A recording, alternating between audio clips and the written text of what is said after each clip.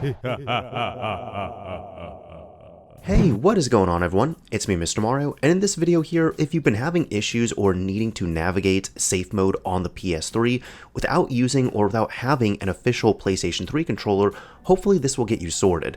Now, this is something I ended up trying myself just a little bit on a hunch, and I actually found this thanks to, well, doing some work with the original Xbox of all things. You see, we're going to be using this project here from Wired Opposite, which is the OGX-Mini. Now, it states this is a firmware for the RP2040 capable of emulating gamepads for several different consoles, and I do have a bigger video planned on this, but I was thinking this one-off video would really help out people who've been struggling with safe mode on the PS3. Real quick, for those who do not know, the PS3 is capable of generic controller input, meaning you can take most controllers, and as long as it can hook up either through Bluetooth or through USB, you can actually navigate your PS3 just like this. You don't necessarily need a DualShock 3.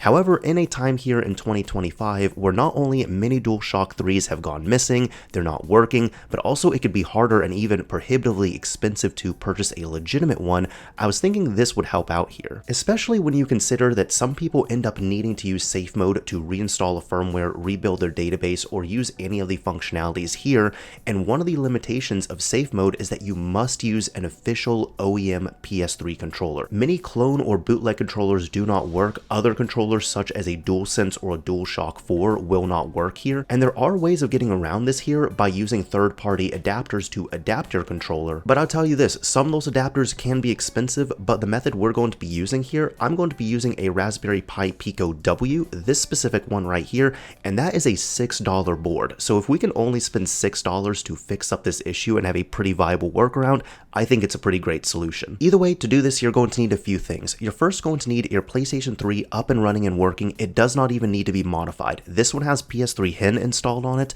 but you do not need a modified PS3. You heard that correctly. You don't need anti-mods on your PS3 for this. Next, you're going to need something like a Raspberry Pi Pico W or Pi Pico W2. You cannot use the regular Pico because you are going to need that W variant so we can use the Bluetooth capability on there. So if all you have is a regular Pi Pico, just go ahead and get a Pi Pico W if you're not wanting to spend that much but you're still wanting to follow along. It's only $2 more. The MSRP of it is $6 compared to $4. You'll also need the respective cable to hook it up to your PS3 and also to your computer to install the firmware, and you're going to need a Bluetooth controller of some kind to sync up to it. Now, according to the OGX-Mini page, you can see the supported platforms right here, but in terms of the actual controllers here, we can go over to the wireless Bluetooth controller section, and you can see there's several options available. It does state that Bluetooth functionality is in early testing, so it may have some quirks, but for what we're doing here, this will work fine enough.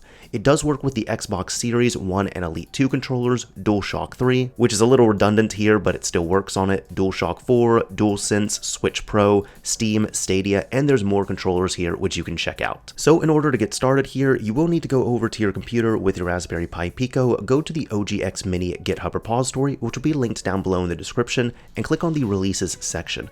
When you come over here, download the latest release available. You're going to navigate over to the Assets section, and we're going to look for the variant for your specific board. Since I'm going to be using the Pi Pico W, download the Pico W firmware. Additionally, if you're using the Pi Pico W2, use the Pico 2W firmware. Just pick your firmware, download it, and save it somewhere you can easily find it. In order to program this on our computer, we just need to do it one time. Before you connect anything, take your Pico board, find the button on there, which is boot cell or boot select, and hold it down. While holding it down, plug it into your computer. And once you hear it connected, you should see something that looks like a USB drive like this. Once you see this on your computer, you can let go of the button. Now all you need to do is take your firmware that you've downloaded, right click, copy it out, go over to your Pico which looks like a USB drive, navigate in there, right click, and paste. Give it a few moments to copy over. Once it's done, it's automatically going to disconnect, and once it disconnects, you'll know that it's been flashed successfully. Once it's been flashed, the board should reconnect to your computer, but you're going to notice that the LED on there is flashing. That means it's in Bluetooth pairing mode.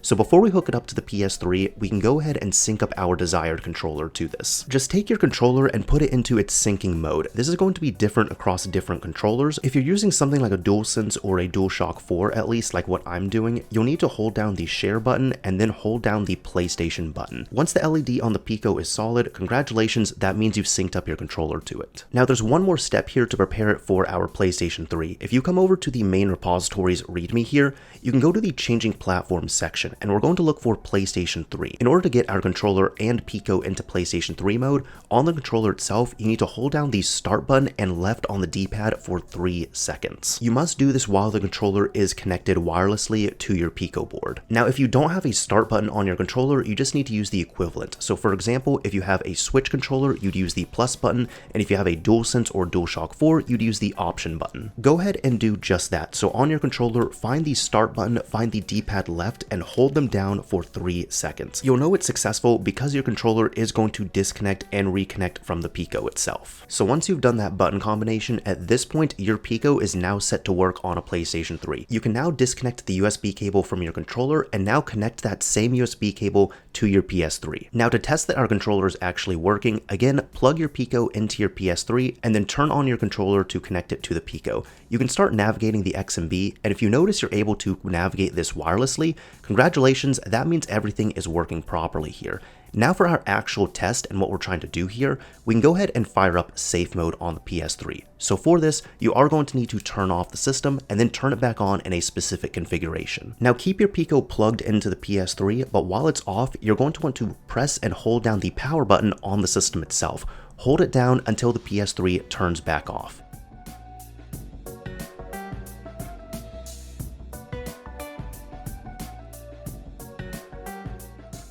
Once it turns off, you're going to hold down the power button yet again, and you're going to keep it held down until you hear 2 quick beeps. Once you hear those 2 quick beeps, let go of the power button and you should be in safe mode. Now typically once you're in safe mode, you get a screen asking you to plug in a controller and press the PlayStation button. I've noticed the times I've done this here, it seems to bypass that, so I believe the Pico is automatically doing that. But what you can do is once you're either at that screen or at this screen right here, go ahead and turn on your Bluetooth controller and make sure it reconnects to your Pico. After a few seconds, once it's reconnected, you can go ahead, try and navigate the settings here and check it out. Congratulations, you're now successfully using and navigating safe mode on the PlayStation 3. So from here, you can do anything you need to. If you need to install or even reinstall a system update, you can do that right here. If you need to restore the system, you can do that as well too. And I know rebuilding a database has been a pretty good one, especially if you're running into some issues on the PS3, like if your browser is just not working or if it keeps crashing. Some of those things can help out. I'm actually going to go ahead and do that right here, so I'll rebuild database and I'm going to say yes to this. Go ahead, just to show you all that this is indeed working. And so for that example being a database rebuild, it was able to do it successfully. It took us out of safe mode, and when you come out of safe mode, you're going to get a screen like this. Just go ahead, connect your controller yet again, and we're going to say yes to this option. And once your resolution changes, you can go ahead, navigate over, say yes again, that's okay. Oh, I guess it actually needs to rebuild the database in the XMB itself, so we'll just wait a few seconds for this. Now end up doing a soft reset here after the database rebuild, but if it worked, congratulations, you were able to do either this or whatever else you needed to do within safe mode. It did end up resetting my theme, so I'm actually just going to reset that back real quick, but again, congratulations, you've now been able to make use of safe mode now and in the future.